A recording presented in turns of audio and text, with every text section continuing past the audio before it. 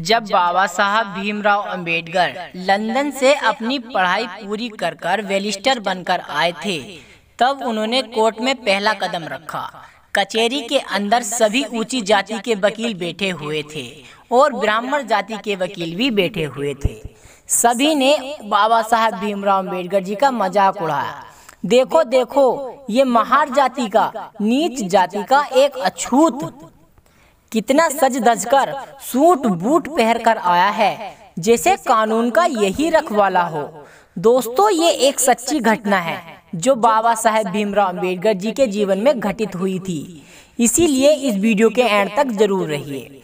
दोस्तों, जब बाबा साहेब भीमराव अंबेडकर जी का मजाक बनाने लगे, अरे देखो भाई, एक नीची जाति का, महार जाति का वकील बनकर आया है, ये विदेश से पढ़कर आया है, बहुत ही बड़ा कानून का रखवाला बन के दिखाएगा तुम्हें।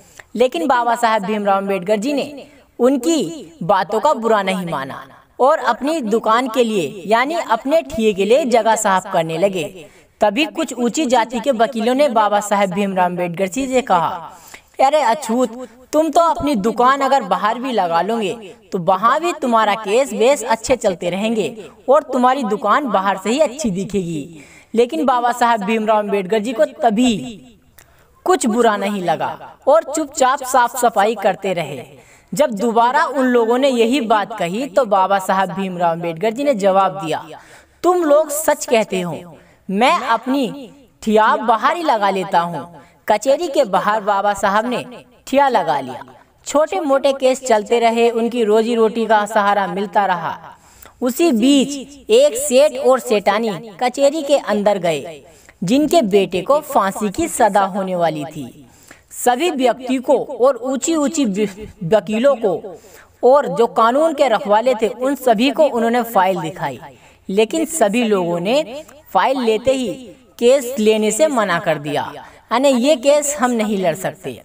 तभी एक ऊंची जाति के वकील ने कहा, अरे सेठ, तुम्हारा केस वो लड़ेगा जो बाहर बैठा है, महार जाति का व्यक्ति, वो विदेश से पढ़कर आया है, वह बहुत पढ़ा लिखा है और कानून को अच्छी तरह से जानता है।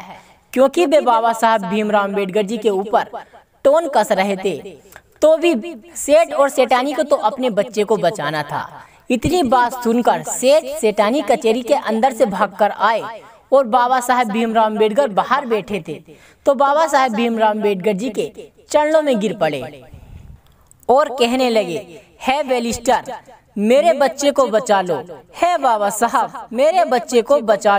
उन्हें उठाया और उनसे कहने लगे, ए सेठ और सेठानी, आप मेरे पास क्यों आए हो? मैं तो एक नीची जात का व्यक्ति हूँ, एक अछूत हूँ, भला मैं आपके बेटे को कैसे बचा सकता हूँ? लेकिन सेठ और सेठानी ने बाबा साहब भीमराव अंबेडकर जी का शकल देखी और कहने लगे, नहीं, आप ही हो जो मेरे बच्चे को बचा सकते हो, आप ही मेरे कर्ता धर्ता हो जो मेरी मदद कर सकते हो। तब बाबा साहब भीमराव अंबेडकर उनसे कहने लगते हैं, आपने ये फाइल न जाने कितने ऊंचे ऊंचे व्यक्ति को और कितनी ऊंची जात के वकीलों को दिखाई होगी, जो कानून को अपना रखवाला और खेल समझते हैं, जो कानून को अपनी मुट्ठी में रखते हैं। उनके पास जाओ, वो आपकी मदद करेंगे। लेकिन सेठ और सेठानी कहने लगते हैं, नहीं, जो भी हमारी मदद करेंगे वो केवल आप ही हैं। हे बैरिस्टर, मेरे बच्चे को बचा लो, बचा लो। तब इतना ही कहा उस सेठ ने, तो बाबा साहब भीमराव अंबेडकर जी को अपनी माँ की कही बातें याद आने लगी। उनकी माँ ने बचपन में उनसे कहा था, भीमा, जब भी किसी निर्दोष की मदद करनी हो या किसी निर्दोष की जान बचानी हो और तुम्हें झूठ बोलना पड़े तो पीछे मत हटना भीमा, पीछे मत हटना। तब बाबा साहब भीमराव अंबेडकर उनके बच्चे की फाइल, केस की फाइल ले लेते हैं और अगले दिन कोर्ट में सुनवाई चालू हो जाती है। दोनों पक्ष के वकीलों ने अपनी अपनी दलीलें पेश की, लेकिन बाबा साहब ने कोई दलील पेश नहीं की। तब जब जज साहब अपना फैसला सुनाने वाले होते हैं, तब वे बाबा साहब भीमराव अंबेडकर की तरफ को कहते हैं और देखते हुए कहने लगते हैं, भीमराव, तुम्हें अपनी सुनवाई में कुछ नहीं कहना? क्या तुम कोई दलीलें पेश नहीं करना चाहते? तब बाबा साहब ने मना कर दिया और कहने लगे, नहीं जज साहब, तुम अपनी सुनाई और अपना आखिरी फैसला बताओ, मैं कुछ नहीं बताने वाला। तब जज साहब ने उस सेठ और सेठानी के लड़के को फांसी की सजा दे दी। सेठ मन ही मन में सोचने लगा, मैंने किस आदमी को अपने बच्चे के केस की फाइल दे दी। ये तो सच में नीची जात का महान निकला, ये कुछ नहीं जानता। तब बाबा साहब भीमराव अंबेडकर कचहरी के बाहर निकलने लगते हैं, जहां से उस बच्चे को ले जाया जा रहा होता है। उस बच्चे के गले में फांसी का फंदा भी नहीं डला था। तभी बाबा साहब भीमराव अंबेडकर रोक लेते हैं। फांसी का फंदा डल ही रहा होता है, तब बाबा साहब भीमराव अंबेडकर कहने लगते हैं, सुनिए जज साहब, तुमने फांसी की सजा दी थी, मौत की नहीं।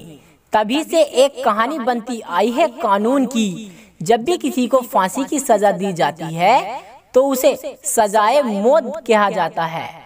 अगर कोई फांसी की सजा देता है तो उसे फांसी नहीं मिलती। इसीलिए संविधान में हर किसी को अपने आप को निर्दोष यानी सबूत को साथ साबित करना होता है। कोई मुजरिम भी हो तो उसे भी एक मौका देता है हमारा भारतीय संविधान।